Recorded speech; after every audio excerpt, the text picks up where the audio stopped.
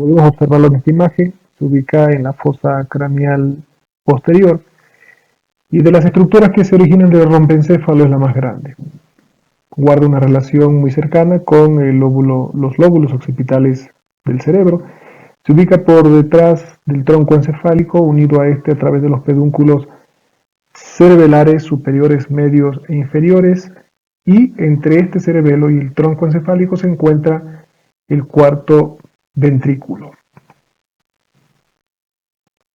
Por lo general, relacionamos a este cerebelo con la coordinación de actividad muscular de carácter inconsciente, regulando tanto la información que baja de la corteza a través de aquella que le sube desde algunos niveles por medio de la médula espinal. Es interesante que este cerebelo, al igual que el encéfalo, ¿no?, puede ser estudiado desde diferentes puntos de vista. Aquí en este esquema estamos observando desde tres criterios el cómo podemos estudiarle la morfología a este cerebelo. Desde el punto de vista anatómico, vamos a reconocer en él tres lóbulos, un lóbulo anterior, un lóbulo posterior y un lóbulo flóculo nodular que son observables macroscópicamente y están separados por unas grandes fisuras que vamos a reconocer. Desde el punto de vista filogenético, es decir, desde el punto de vista del desarrollo evolutivo, también podemos diferenciar tres grandes porciones que desde este punto de vista tienen una mayor antigüedad que otras, o aparecieron antes que otras en el desarrollo del sistema nervioso en las especies. Desde este punto de vista entonces tenemos un arquicerebelo, que es el más antiguo de todos, un paleocerebelo y un neocerebelo, que es el más reciente desde el punto de vista filogenético. Y desde el punto de vista funcional también vamos a diferenciar tres partes que son el vestíbulo cerebelo, el espinocerebelo y el cerebro cerebelo, que guardan una relación muy directa con esta clasificación desde el punto de vista filogenética, que son o que están relacionados íntimamente. Aquí tenemos una imagen de este cerebelo en el que se representa el desplegamiento, ¿no? Vemos cómo se abre, ¿sí?, que es lo que se puede entender ahí, y vemos en diferentes colores cada una de estas porciones que en el esquema observamos desde el punto de vista filogenético y funcional. Ahí estamos observando este cerebelo desplegado, ¿sí? No es la posición que tiene, no es la configuración que tiene normalmente. Esto es el esquema para entenderlo un poco mejor a este cerebelo desplegado. Y podemos observar en color azul las estructuras que están relacionadas con esta parte más antigua desde el punto de vista filogenético, que es el arquicerebelo, en donde, o como parte de él, están formando la língula, el flóculo, vemos acá la língula, ¿sí?, el nódulo y los flóculos, que constituyen esta parte más antigua desde el punto de vista filogenético y que también se corresponden con lo que funcionalmente habíamos visto es el vestíbulo cerebelo, ¿sí?, el vestíbulo cerebelo, y que este vestíbulo cerebelo está relacionado fundamentalmente con funciones relacionadas al equilibrio, ¿sí?, al equilibrio. En este color rojo están señaladas algunas estructuras que corresponden al paleocerebelo, filogenéticamente de aparecimiento posterior, en donde, bueno, ya iremos viendo, ¿no?, forman parte de él algunas estructuras, la óvula, la pirámide, y una buena parte del vermis por delante de la fisura prima, que está señalada aquí, y que este paleocerebelo está también relacionado con el espinocerebelo y funcionalmente con actividad muscular, de tono muscular, que permite mantener postura también, ¿no?, el control involuntario del tono muscular. Y lo que está aquí en color verde, noten que está abarcando a los grandes hemisferios cerebelares, la gran mayor parte de ellos, es este neocerebelo, que está relacionado funcionalmente y se denomina funcionalmente cerebro-cerebelo porque está relacionado precisamente a la coordinación de la actividad motora voluntaria. Desde estas partes del cerebelo se van a originar fibras que van a interactuar con la corteza cerebral y con otras partes del sistema nervioso, pero podemos quizás de esta manera muy amplia y general entender esta relación entre la estructura, la función y la filogenia de este cerebelo.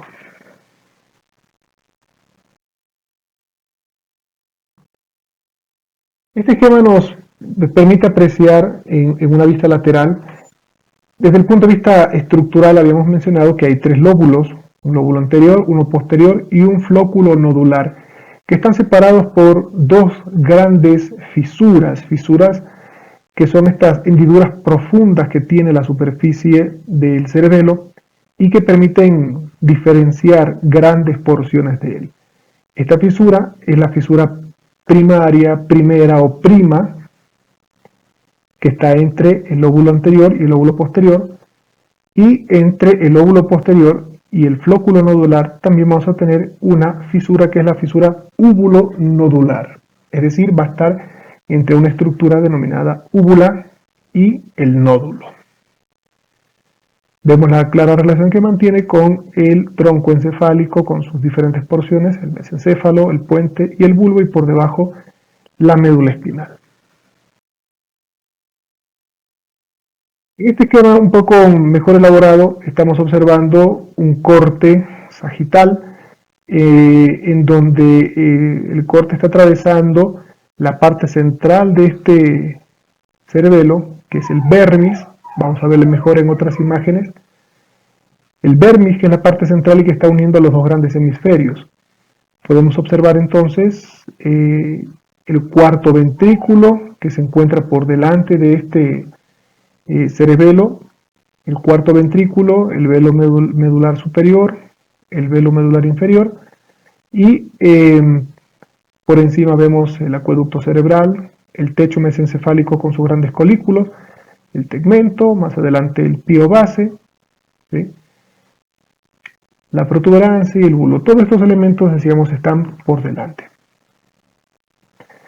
Aquí alcanzamos a ver algunas estructuras también que se corresponden entre el vermis y los grandes hemisferios. Vamos a apreciarlos un poco mejor en otras imágenes para quizás luego volver a este y relacionar mejor.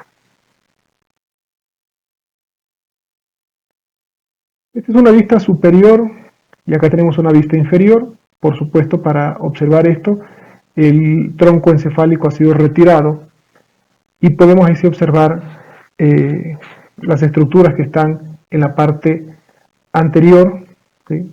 Y también esta vista nos permite ver lo que está por debajo.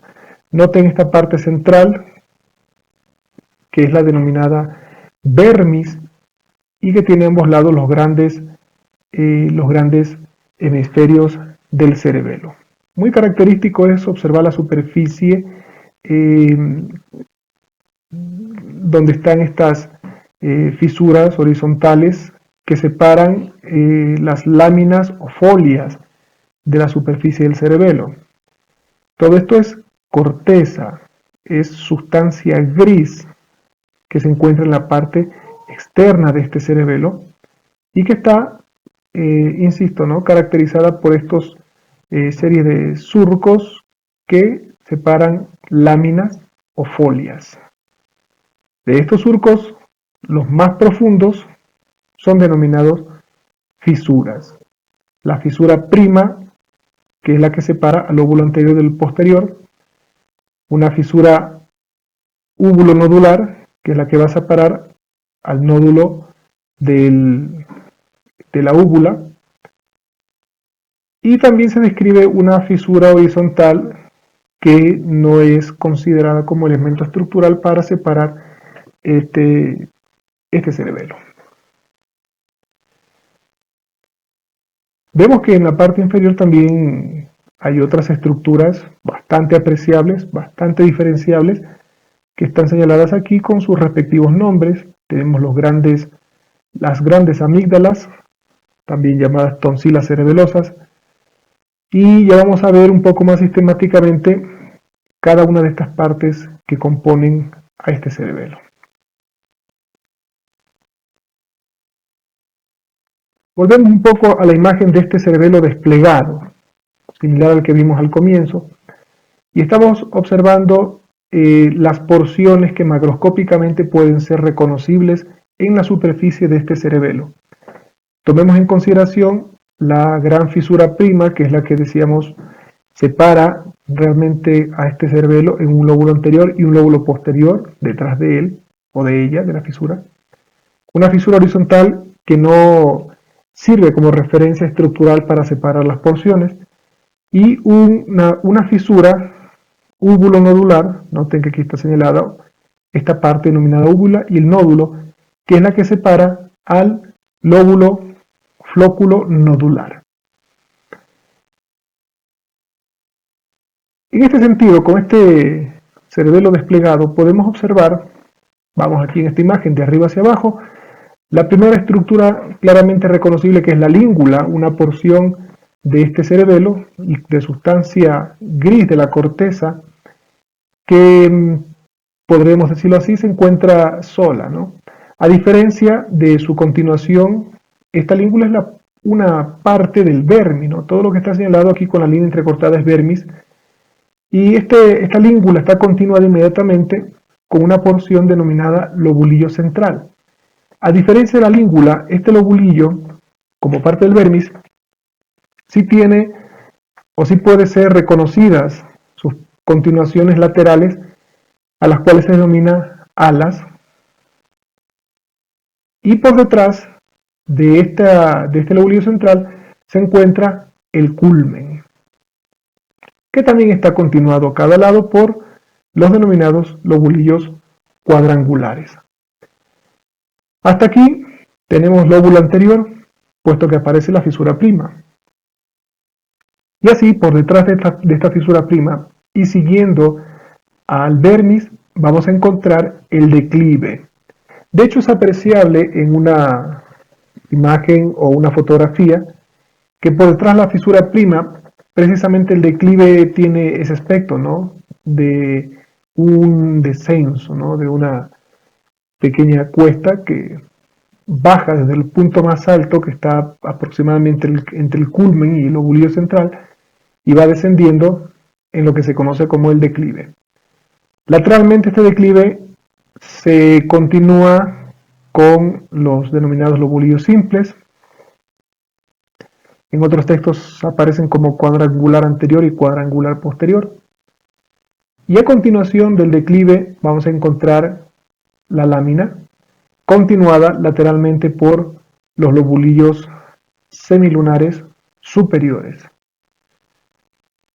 Esta fisura horizontal se encuentra en la parte más posterior, en ese borde posterior que se forma, y que nos da como referencia que a continuación, y ya dirigiéndose posterior inferiormente, vamos a encontrar el túber continuado por los lobulillos semilunares inferiores. A continuación del túber aparece la pirámide, continuada a ambos lados por los lóbulos digástricos o lobulillos digástricos. Y finalmente, a continuación de la pirámide, encontramos la úvula como última porción del vermis, que es parte del lóbulo posterior y que a cada lado tiene las amígdalas o tonsilas cerebelares. Finalmente, de este vermis tenemos el nódulo, que tiene como continuación acá a ambos lados a los flóculos y están separados por esta gran fisura nódulo uvular o úvulo nodular. Este modelo anatómico, primero vemos al encéfalo completo, y en este contexto vamos a observar al cerebelo. Lo vemos efectivamente detrás del tronco encefálico y debajo de los lóbulos occipitales del cerebro. Este espacio que vemos entre los lóbulos occipitales y el cerebelo está ocupado por una prolongación de la dura madre, a la que se denomina tienda del cerebelo, o tentorio. Vamos a hacer un acercamiento y vamos a observar en esta relación que guarda con el tronco encefálico cómo son apreciables algunas de las estructuras que habíamos observado en el cerebelo desplegado. Por ejemplo, aquí estamos viendo los famosos flóculos y debajo se ven las amígdalas. Vamos a quedarnos ahora solo con el cerebelo. Vamos a retirar el tronco encefálico.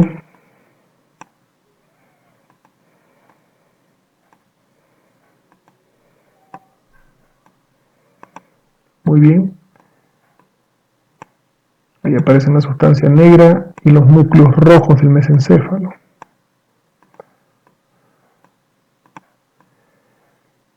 Y tenemos entonces al cerebelo sin las estructuras del tronco encefálico ni los demás elementos del contexto del encéfalo. Aquí vamos a relacionar a este cerebelo con las imágenes que veíamos del cerebelo desplegado. Noten por favor que en la parte central claramente se puede identificar al vermis. Vamos a ubicarlo así. Vemos exactamente en el centro el vermis y las grandes masas laterales que son los hemisferios. En este caso la imagen no está desplegada, por lo que notamos al seguir observándolo desde abajo como los dos extremos, por decirlo así, que veíamos en la imagen desplegada, se encuentran realmente muy cerca en la parte anterior en relación con el tronco encefálico y específicamente con el cuarto ventrículo. Vamos a seguir entonces desde este punto, desde la língula hacia arriba y hacia atrás, para ubicar a cada una de las estructuras del vermis y sus correspondientes continuaciones laterales de la superficie del cerebelo. Vemos en primer lugar a la língula, que como habíamos indicado no tiene expansión o continuación lateral, está sola, pero a continuación el lobulillo central sí tiene las alas a cada lado, incluso podemos notar ese aspecto por el cual es entendible el nombre que tiene, ¿no? De las alas del lobulillo central. Ya observando a continuación del lobulillo central, podemos observar el culmen, está señalado incluso, el culmen que tiene como continuación a cada lado los lobulillos cuadrangulares. Estos lobulillos cuadrangulares, ahí lo tenemos, que también son denominados cuadrangulares anteriores, pues habíamos visto hace un momento que como continuación del declive vamos a tener a los lobulillos cuadrangulares posteriores o simples, ¿no? O simples. Acá tenemos lobulillo cuadrangular posterior o simple. Seguimos observando y a continuación tenemos la lámina o folium que se continúa lateralmente con el lobulillo semilunar superior para luego observar inferiormente la presencia del túber que se continúa lateralmente con el lobulillo semilunar inferior. Hay que notar que por encima de este túber vamos a encontrar la fisura horizontal. Vamos a cambiarnos un poco la imagen, ahí. A continuación del túber que habíamos indicado, se continúa con los lobulillos semilunares inferiores, vamos a encontrar, va a aparecer la pirámide y que se continúa lateralmente con los lobulillos digástricos. Por delante de estas pirámides vamos a encontrar la úvula que tiene a cada lado a las amígdalas o tonsilas cerebelosas. Es aquí donde vamos a encontrar esta separación entre el nódulo y la úvula. Ahí aparece, úvula, nódulo, que es la fisura úvulo-nodular. Por lo que es fácilmente identificable entonces el lobulillo flóculo nodular, que como recordarán en las imágenes que vimos de este cerebelo desplegado, este flóculo o los flóculos y el nódulo es parte, conjuntamente con la língula, de la parte o de la porción más antigua filogenéticamente de este cerebelo, que es el arquicerebelo.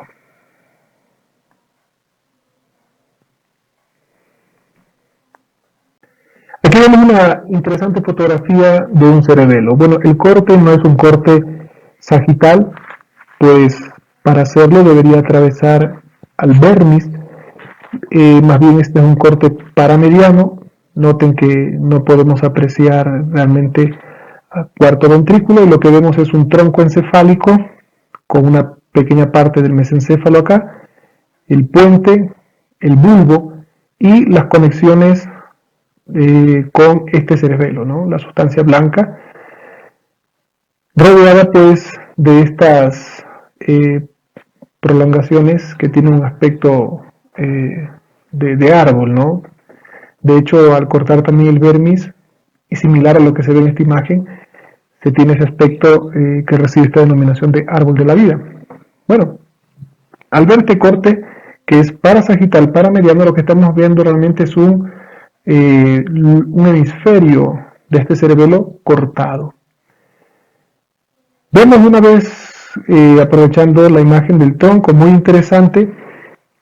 Noten por favor que se puede diferenciar claramente la sustancia blanca de la sustancia gris que se encuentra en algunas partes entre esta sustancia blanca. ¿Sí? Y recuerden, si hablamos del puente, en la parte anterior, en la base de este puente, están descendiendo las fibras que proceden de la corteza cerebral. ¿Sí? Aquí se encuentran las fibras que componen el tracto córtico-espinal, los córticos nucleares. Recuerden que también aquí van a encontrarse los núcleos pontinos, de los cuales salen las fibras transversales que se dirigen hacia el cerebelo, formando a cada lado los pedúnculos cerebrales medios. Puede notarse entonces cómo entre estas fibras aparece sustancia gris. Esta es la sustancia gris de la que está conformada los núcleos, de los cuales en varias ocasiones hemos tratado y que se encuentran en estos niveles, ¿no? Del quinto par, los núcleos correspondientes de los pares craneales.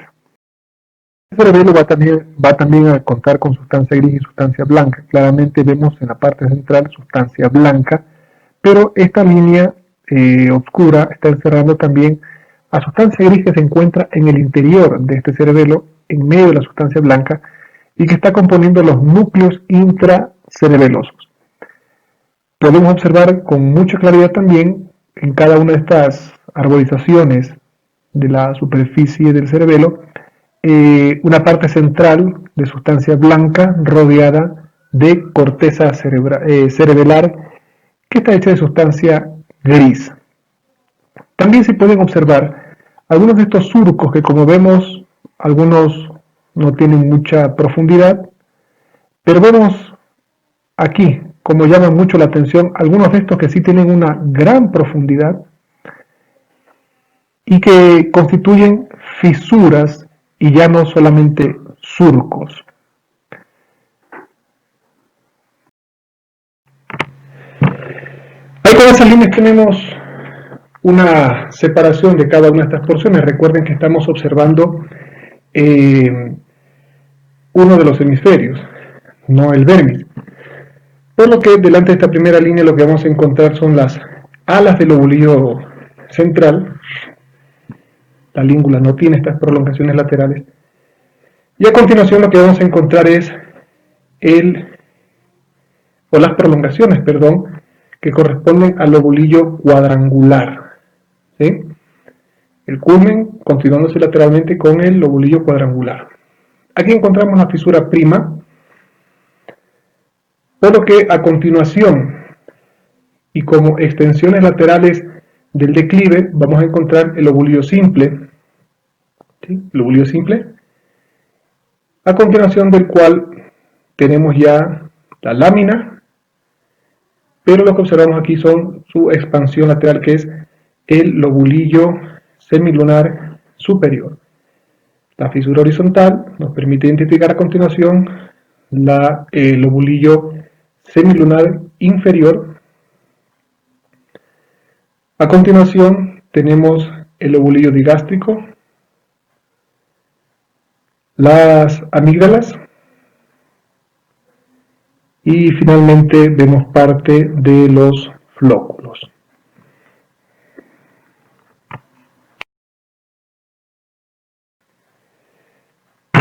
De esa manera tenemos una caracterización de la morfología externa, de la configuración externa de este cerebelo, pero también vale la pena revisar cuál es la configuración interna.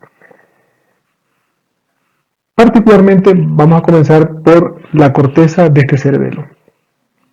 A diferencia de la corteza cerebral, la corteza del cerebelo es bastante regular y en ella se pueden identificar tres capas.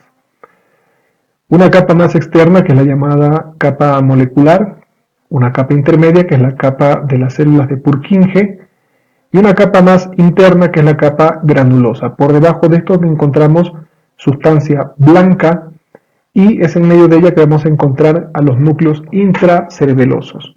Desde luego la sustancia gris está caracterizada por la presencia de cuerpos neuronales. También hay células de neurola que acompañan desde luego a este tejido nervioso. Pero estas neuronas son las que van a caracterizar a cada una de las capas.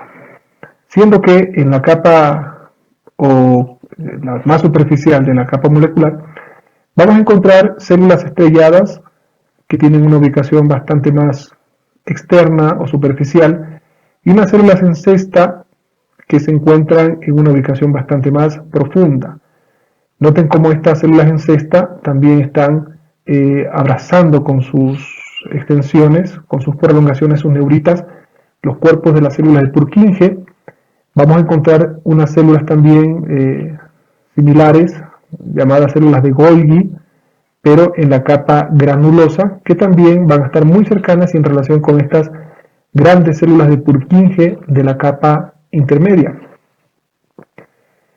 Estas células de Purkinje, de forma muy característica, se disponen de una manera lineal, son células muy grandes y cuyas dendritas forman grandes ramificaciones que se ubican en la capa molecular. Es aquí donde van a establecer sinapsis con prolongaciones que proceden de las células estrelladas, ¿sí? Al igual que estas células en cesta. En la capa granulosa vamos a encontrar una cantidad importante, enorme, de hecho, de células pequeñas, llamadas precisamente células granulosas, y muy cercanas a estas células de Purkinje vamos a encontrar células de un tamaño bastante mayor, con unas ramificaciones. Algunos describen que incluso en sus extremos estas ramificaciones tienen una forma de garra, algunas de las cuales ingresan y llegan incluso a la capa molecular. Cabe señalar que estas neuronas de Purkinje en la parte inferior es donde dan origen a las fibras que sacan los impulsos desde la corteza cerebral, es decir, son estas neuronas las que generan las eferencias que van a salir de la corteza. Estas eferencias, aquí están representadas, ¿no? Se manejan o viajan a través del axón de la célula de Purkinje, bien para hacer sinapsis con neuronas que están en los núcleos intracerebelosos, o en algunos casos pudiendo directamente salir estas fibras de las células de Purkinje, salir del cerebelo a través de los pedúnculos cerebrales. También podemos observar, en cambio, la llegada de fibras. Recordemos cuando veíamos algunos de los tractos procedentes, por ejemplo, de la médula espinal, veíamos los tractos espinocerebelosos anterior, posterior, los cuños cerebelosos, los olivos cerebelosos. Todos estos núcleos, me refiero al núcleo cuneiforme, a las neuronas de los núcleos dorsales o columnas de Clark en la médula, o del núcleo olivar en el bulbo. Estas neuronas emiten prolongaciones que van a ingresar a este cerebelo y van a llegar a la corteza y van a establecer sinapsis con estas neuronas. Algunas de estas fibras que ingresan, aquí la vemos en color verde, van a atravesar todas las capas hasta llegar a la capa molecular, ¿sí? Y van a establecer sinapsis directamente con neuronas de Purkinje. Estas fibras que hacen esto, subir y atravesar todas las capas hasta llegar a la neurona de Purkinje, son las llamadas fibras trepadoras, típicamente originadas en los núcleos olivares. Mientras que todas las demás fibras que ingresen al cerebelo y que lleguen a la corteza no van a hacer sinapsis directamente con células de Purkinje, sino con las células que encuentran en las diferentes capas de esta corteza del cerebelo. Cosa muy importante, recordar entonces que las fibras trepadoras procedentes de los núcleos olivares son las únicas que van a llegar a hacer sinapsis directamente con neuronas de Purkinje. Las demás, todos los tractos y las fibras que los componen serán de tipo musgosos cuando viajan en el interior del cerebelo hacia la corteza del cerebelo. Una imagen tomada del texto de Snell en el que claramente se ve a la enorme célula de Purkinje formando la capa intermedia. Estas pequeñas células son múltiples células granulosas, muy típicas, precisamente esta capa granulosa. Vemos aquí una célula un poco más grande que son las células de Golgi, pero formando parte igual de esta capa de células granulosas. Y vemos la capa molecular con múltiples células pequeñas, estrelladas, algunas en cesta también en la parte más inferior. Y esto es muy característico, ¿no? Grandes ramificaciones que se originan de estas células de Purkinje. Tenemos una bonita fotografía de una observación microscópica de cerebelo en el que claramente se puede identificar y de una manera bastante regular la presencia de las tres capas de la corteza del cerebelo. Toda esta parte central es sustancia blanca, ¿sí? Lleno de fibras y de neuroglia, desde luego, vasos sanguíneos también. Y se puede ver claramente aquí tres franjas, una bastante más azul, una delgada línea que separa esta franja azul de la franja más externa que tiene un color bastante más claro. Ahí vemos las tres capas de la corteza. Si bien en algunas partes hay algunas diferencias de grosor, la estructura que hemos visto y los tipos celulares que están en cada una de estas capas son constantes, ¿no? Desde ese punto de vista no hay diferencia en cualquier parte que observemos. Muy diferente a lo que veíamos en la corteza cerebral, donde sí hay grandes diferencias tanto en los tipos celulares que pueden predominar en algunas partes, como en las mismas capas que puedan identificarse en unas u otras partes. Ya comenzamos a ver con mayor claridad las células de Purkinje, nótenlas, lo grandes que son, y la prolongación de la cual se originan las dendritas que se introduce en esto que es la capa molecular. Y por debajo vemos toda esta imagen de un color bastante azul que es la capa granulosa. Esto ya es sustancia blanca. Y un mayor acercamiento para ver con mucha más claridad las neuronas de Purkinje, sus prolongaciones, ¿sí? Todo esto está lleno de neurópilo, lleno ahí de prolongaciones neuronales, principalmente de las células de Purkinje, y vemos la base. Por aquí se puede llegar a ver incluso un cono axónico, donde está originándose los axones que bajan y se meten entre las células de la capa granulosa para finalmente llegar a la sustancia blanca y cubrirse estas fibras de vaina de mielina, ¿no? Recordemos, aquí también van a haber oligodendrocitos que forman la mielina para estas fibras. Esta es una imagen todavía mucho más cercana, en donde vemos la célula de Purkinje grande, con su prolongación de la cual van a salir las dendritas. Por acá vemos también el inicio del axón, pero lo vemos muy cercana de estas células, que son las células granulosas, y como parte de la misma capa granulosa estamos viendo a la célula de Golgi, ¿sí? Una célula bastante más grande. Y por aquí algunas células de la base de la capa molecular, de las cuales algunas prolongaciones van a estar envolviendo prácticamente el cuerpo de la célula de Purkinje, que son las células en cesta.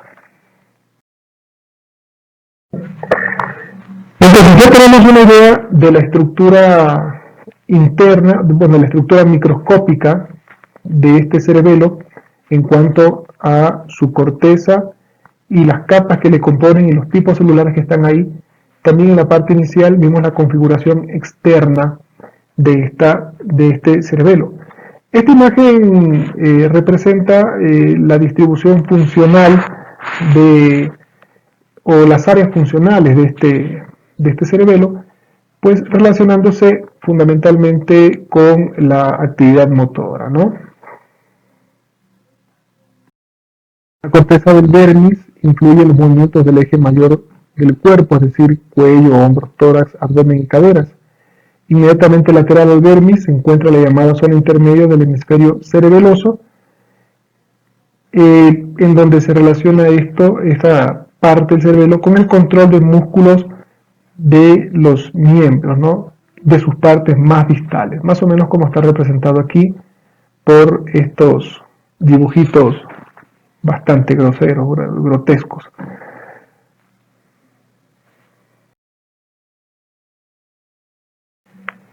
Este esquema está representando a la otra parte de la sustancia gris que compone también a este cerebelo, y son los núcleos intracerebelosos. Hasta aquí hemos visto que hay la corteza con sus tres capas y la sustancia blanca llena de fibras que proceden de las neuronas de Purkinje, y asimismo llena de fibras que llegan desde algunos tractos o desde estos mismos núcleos.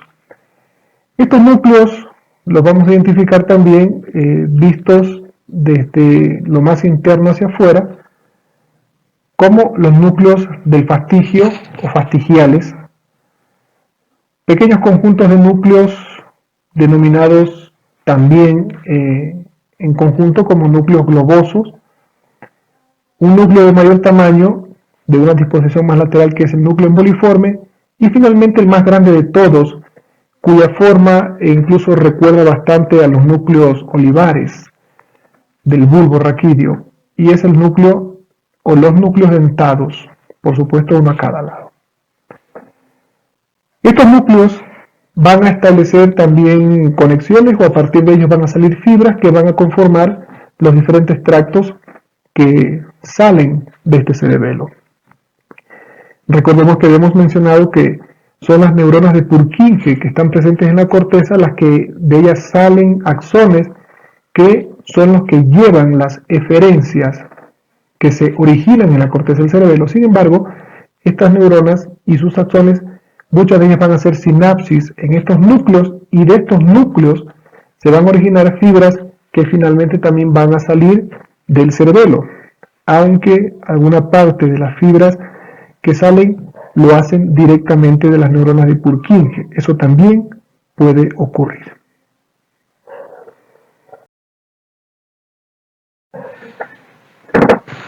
Ya en cuanto a la estructura interna de este cerebelo, vamos primero con la sustancia blanca, y que está, sabemos, formada por fibras nerviosas. En el esquema vemos tres grupos de estas fibras identificadas: las intrínsecas, aquellas que no salen del cerebelo, aquellas que comunican una parte con otra de la corteza o un lado con otro de este mismo cerebelo, mientras que las aferentes son todas aquellas fibras que han ingresado a través de los pedúnculos cerebelosos. ¿Sí? Los tres pedúnculos son vías de ingreso de fibras. y que forman la mayor parte de la sustancia blanca de este cerebelo. Si bien los tres pedúnculos sirven para el ingreso de fibras, la mayor parte de estas fibras ingresan por los pedúnculos inferiores, es decir, los que se originan en el bulbo, y los medios que se originan en el puente. Finalmente, el otro conjunto de fibras son las eferentes, es decir, aquellas que salen. Ya hemos indicado que estas parten de la célula de Purkinje y estas axones van a hacer sinapsis en los núcleos cerebelosos y de ahí saldrán, al menos una gran parte de ellas, a través de los pedúnculos cerebelares.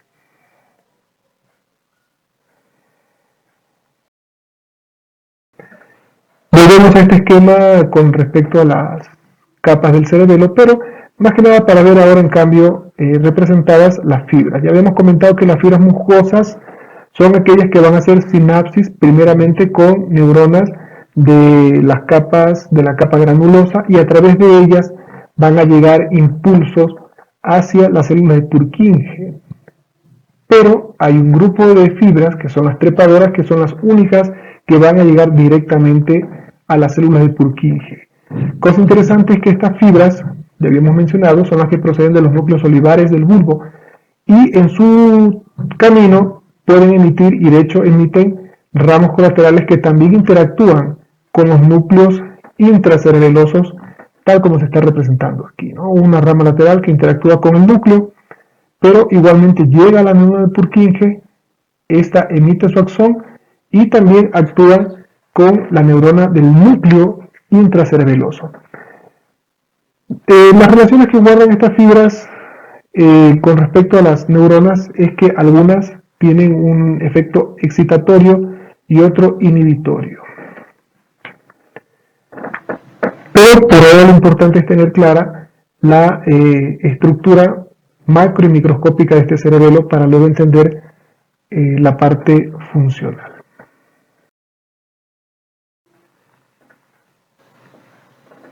Bueno, y aquí lo observamos nuevamente con respecto a las otras estructuras que forman parte de él, para observar a los pedúnculos que están uniéndole a este cerebelo con el tronco encefálico. Ya habíamos mencionado que los pedúnculos están conformados por grandes masas o conjuntos de fibras que ingresan o salen del cerebelo. Entonces vamos a relacionar un poco ahora a estas fibras que salen, que entran con los pedúnculos y con los núcleos que están conectándose entre sí.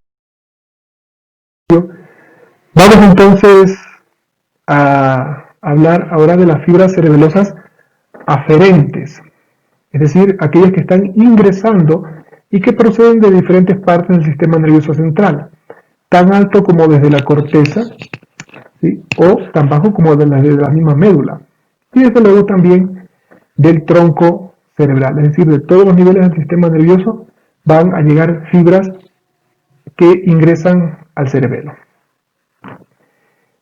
Es así que estas fibras, según de dónde proceden, están definiendo también vías o tractos cuyos nombres claramente nos indican de dónde a dónde van.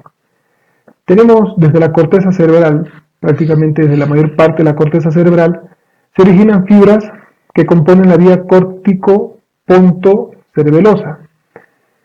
Recuerden cuando alguna vez hablamos del tracto o de la vía córtico-espinal, decíamos que esta desciende, baja por la corona radiada, atraviesa la cápsula interna, llega a la base del puente, ¿sí?, y ahí se entrecruza con fibras que se originan en los núcleos pontinos que se dirigen hacia ambos lados al cerebelo. Bueno, algunas de las fibras que proceden de la corteza hacen sinapsis ahí con los núcleos pontinos, por lo que inmediatamente estos, con su axón que cruza al otro lado, decusan, ingresan al cerebelo a través de los pedúnculos cerebrales medios. No puede ser de otra manera porque ya sabemos que el puente origina los pedúnculos cerebrales medios, formando entonces la vía córtico-ponto-cerebelosa. De alguna manera esto permite que el cerebelo conozca la actividad que se está originando en la corteza y reciba la información correspondiente. También bajando de la corteza, pero llegando a un nivel mucho más bajo, tenemos también la vía cerebro-olivocerebelosa. Podemos entender entonces que estas fibras que vienen desde el cerebelo, perdón, desde la corteza cerebral, descienden hasta el mismo bulbo, donde hacen sinapsis con neuronas que están formando o componiendo a los núcleos olivares inferiores, de hecho, que son los más grandes. Recordemos que a partir de estos núcleos se forman fibras que van a ingresar a través del pedúnculo cerebelar inferior. ¿Sí? Siempre que relacionamos o siempre que queremos recordar, pues relacionamos bulbo con los pedúnculos inferiores, puente con los pedúnculos medios y mesencéfalos con los superiores. Al encontrarse los núcleos olivares en el bulbo, la vía de ingreso que tendrán al cerebelo serán los pedúnculos cerebelares inferiores. Y algunas de las fibras que están descendiendo por este trayecto que hemos descrito, ¿no? Desde la corteza, corona radiada, cápsula interna, van a llegar al puente, al tronco encefálico, y también sabemos que en toda la extensión de este tronco encefálico se encuentra la formación reticular, por lo que algunas de las fibras procedentes de la corteza harán sinapsis con neuronas de la formación reticular, que luego ingresarán al cerebelo,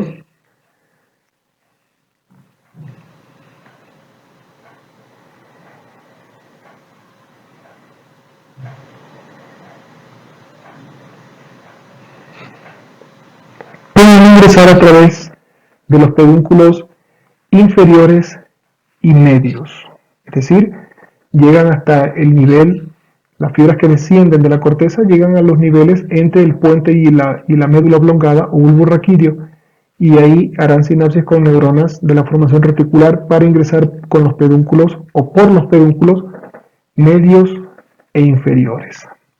En este caso del mismo lado, ¿sí? Hay que ir recordando y relacionando un poco también con las vías o tractos que habíamos estudiado anteriormente, tanto ascendentes como descendentes, porque algunos recordarán, por ejemplo, los retículos pinales, habíamos dicho, estos no cruzan, bajan del mismo lado, ¿sí? En su mayoría, algunos sí lo hacen, por lo que si una fibra procedente de la corteza llega a la formación reticular del mismo lado, por ese mismo ingresa al cerebelo, y algunas de las respuestas que se generan del cerebelo y que interactúen con neuronas del núcleo o de la formación reticular bajarán por el mismo lado. En cuanto a las fibras cerebelosas aferentes procedentes de la médula espinal, tenemos estos tractos ya muy bien conocidos: los espinos cerebelosos anterior-posterior y el tracto cúneo-cerebeloso. Recordemos que estos tractos espinocerebelosos anterior y posterior suben o ascienden por la columna blanca lateral. Una parte de las fibras del espino cerebeloso anterior decusan en la misma médula, otra parte no decusan, mientras que las del espino cerebeloso posterior no decusan, ascienden del mismo lado. Esto es lo que permitía también entender que al mantenerse en el mismo lado, o incluso aquellos que cruzan, volverán a hacerlo, volverán a cruzar, manteniendo la gran mayoría de la información que se genera del lado, por ejemplo, derecho, llegará al hemisferio derecho del cerebelo. Recuerden que estas vías están también manejando información propioceptiva, ¿no? Que están capturando información de los usos neuromusculares, el aparato tendinoso de Golgi, y están llevándola hacia el cerebelo. El tracto cúneo-cerebeloso, recuerden también, por favor, cuando veíamos las vías del cordón posterior, de la columna blanca posterior de la médula, la información que asciende por ahí no decusa en la médula, llegan a los núcleos del bulbo, al núcleo grácil medialmente y a los cuneiformes lateralmente, pero una parte de las fibras que llegan a estos núcleos cruzan, forman el lemnisco medial, pero otra parte no cruza y es la que desde los núcleos cuneiformes envía fibras o axones hacia el mismo lado y que ingresan a los hemisferios cerebelares por los pedúnculos cerebelares inferiores. Todo esto ya lo vimos anteriormente, hay que recordarlo. También van a ingresar fibras procedentes de los núcleos vestibulares. Recuerden cuando habíamos visto los núcleos vestibulares y que estos se encuentran ahí entre el puente y el bulbo raquídeo, muy cerca de los pedúnculos cerebelares inferiores. Por lo que esos núcleos vestibulares están recibiendo información que procede del octavo par craneal o nervio vestíbulo coclear, que al llegar a este núcleo, una parte de estos, recuerden, van a subir, van a formar el fascículo longitudinal medial, van a conectarse con los cólicos superiores y todo eso.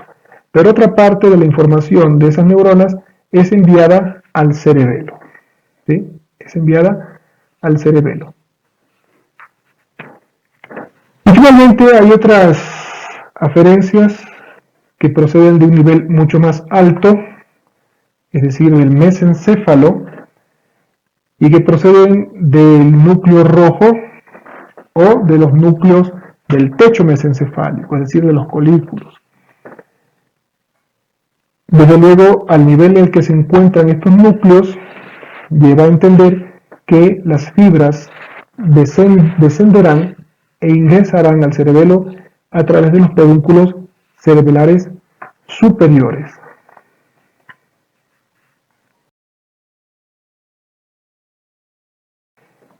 Tenemos un corte del puente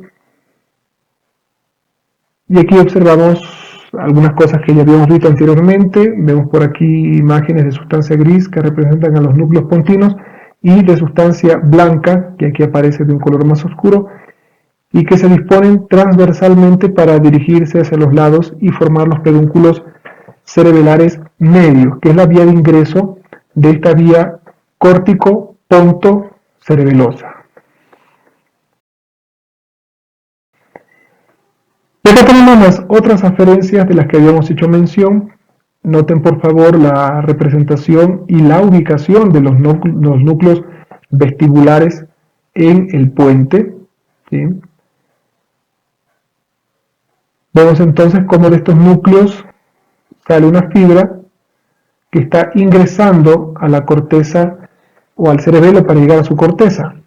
Noten que aquí está representado el oído de donde se origina el impulso y que viaja a través de una fibra periférica que llega a una neurona unipolar en un ganglio.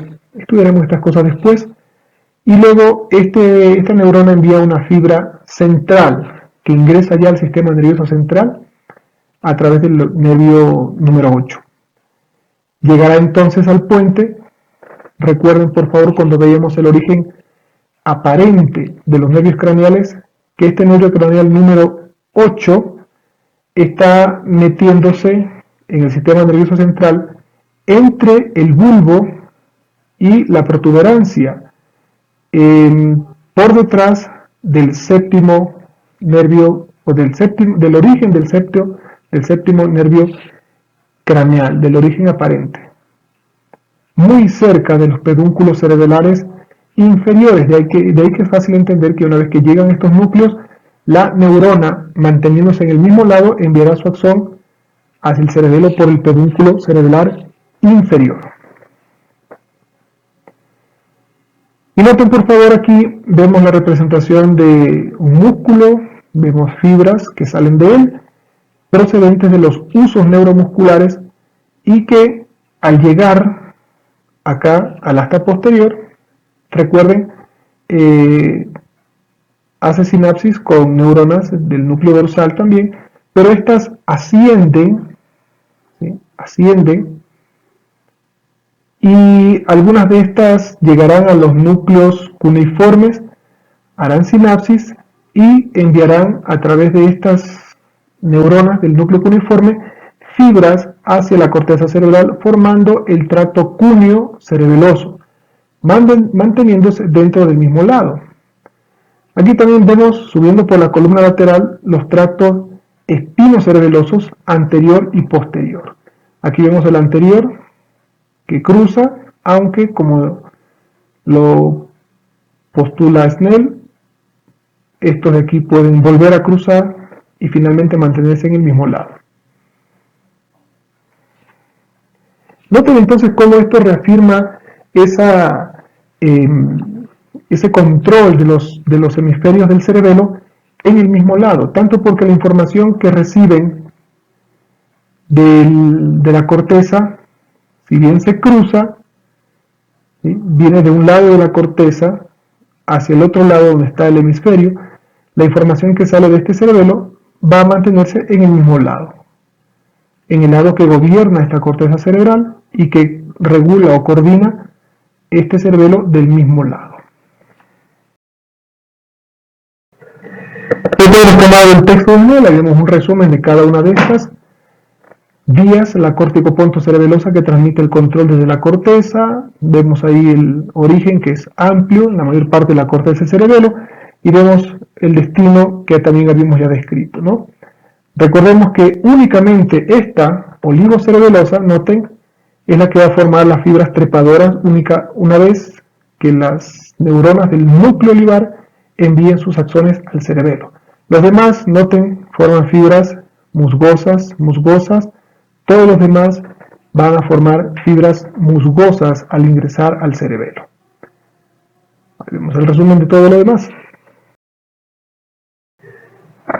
Finalmente tenemos las fibras eferentes, aquellas que van a salir del cerebelo. Habíamos ya anticipado, algunas lo hacen directamente, el axón que se origina en la célula de Purkinje va a salir directamente, que es en el menor de los casos, y la mayoría van a hacerlo a través de los núcleos. La principal vía de salida de estas fibras va a ser el pedúnculo cerebelar superior.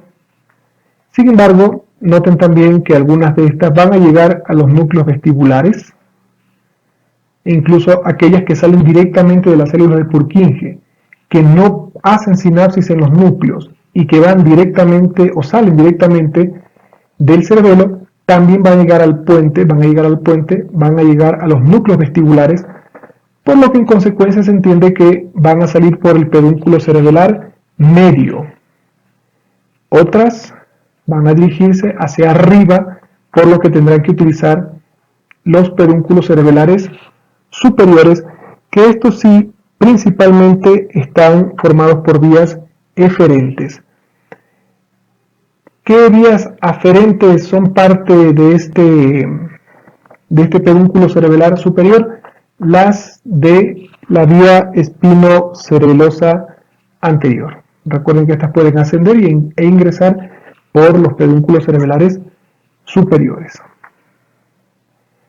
Bueno, entonces, las vías que van a salir son las vías globoso-emboliforme rúbrica. Esto nos está indicando entonces que las neuronas que dan origen a las fibras de salida son las que están presentes en los núcleos globoso y emboliforme, y se van a dirigir hacia el núcleo rojo del mesencéfalo. La vía dentotalámica nos está indicando que las fibras se originan en las neuronas de los núcleos dentados, van a salir por el pedúnculo cerebelar superior y van a llegar al tálamo, y a través del tálamo finalmente a la corteza cerebral.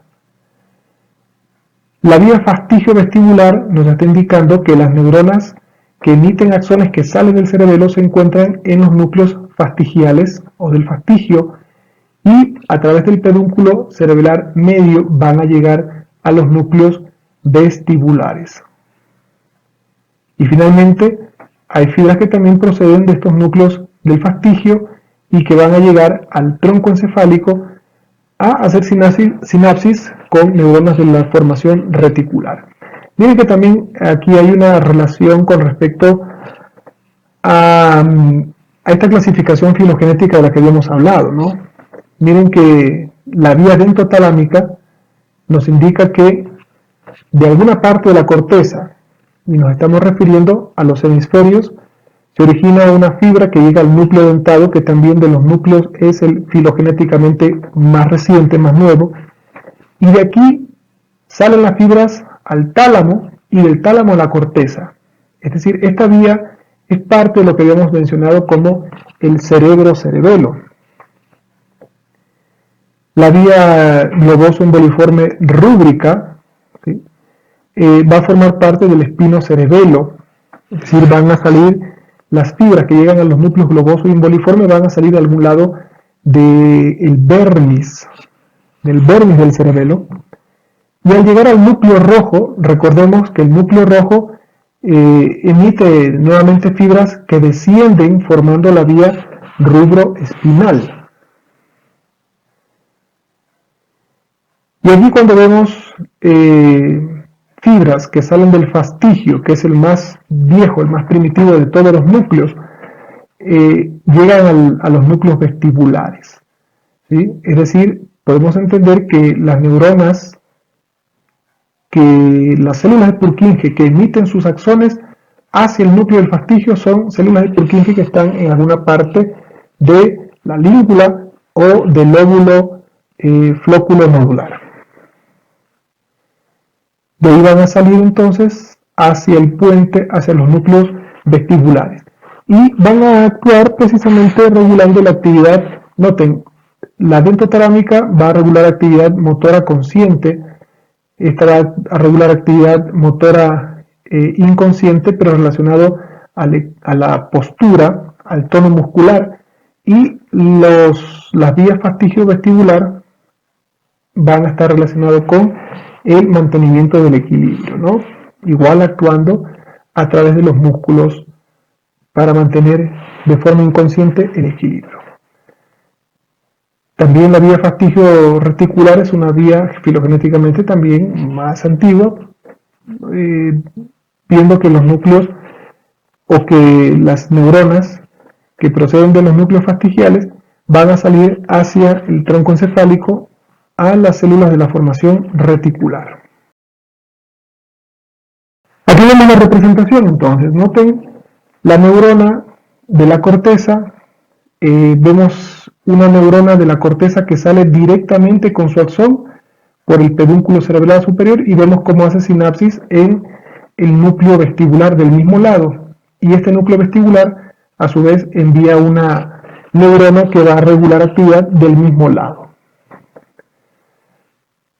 Todos los demás vemos en cambio representados a estas neuronas en los núcleos intracerebelosos. Aquí vemos la neurona de Purkinje de la corteza, primero haciendo sinapsis en el núcleo con una neurona y de ella saliendo finalmente los axones con las eferencias. Acá vemos la representación de la vía dento, asumiendo que esto representa el núcleo dentado, la dentotalámica.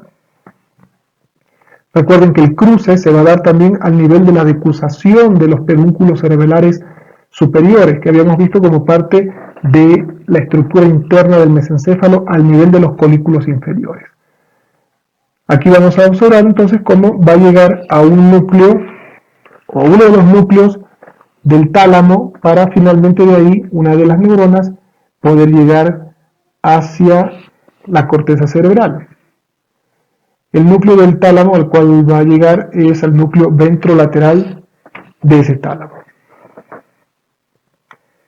Por otra parte vemos una neurona saliendo de un núcleo que puede ser el emboliforme o el globoso y que va igual a salir por el pedúnculo cerebral superior, va a cruzar en la misma decusación que vimos del mesencéfalo y va a hacer sinapsis en el núcleo rojo. Si bien hizo decusamiento, recuerden que cuando la información viene de la corteza, esta va a cruzar y volverá al mismo lado donde se originó la influencia del cerebelo. Si hablamos de una vía que comienza en la corteza, o cruza en el bulbo, en las pirámides, o cruza más abajo en la médula, pero cruza. Esta vía que comienza en los núcleos globosos o emboliformes, cruza, pero al hacer sinapsis en el núcleo rojo, también ya sabemos que las neuronas que salen del núcleo rojo cruzan también inmediatamente por lo que la información se va a mantener del mismo lado. Vemos también procedentes de los núcleos fastigiales, fibras que llegarán por el pedúnculo inferior hacia los núcleos vestibulares, y también desde estos núcleos fastigiales hacia neuronas de la formación reticular, que sabemos una buena parte de ellas se mantienen dentro del mismo lado. Entonces, de esta manera, noten que las eferencias que salen del cerebelo, ninguna de estas va directamente a la médula, ninguna de estas va directamente a la motoneurona inferior, sino que generan influencias a través de neuronas de los niveles más altos a la médula espinal, a través de la misma corteza, o a través de los núcleos rojos, o a través de los núcleos vestibulares o de los núcleos reticulares. Todos ellos sí van a emitir axones de las neuronas que van a interactuar finalmente con las neuronas motoras inferiores de las astas anteriores de la médula espinal, y todo eso afectará o regulará la función de los músculos esqueléticos. Vemos ahí el cuadro resumen de lo que hemos comentado: la vía, la función, el origen y el destino. Si revisamos el cuadro, veremos que está claramente resumido todo lo que hasta aquí hemos comentado.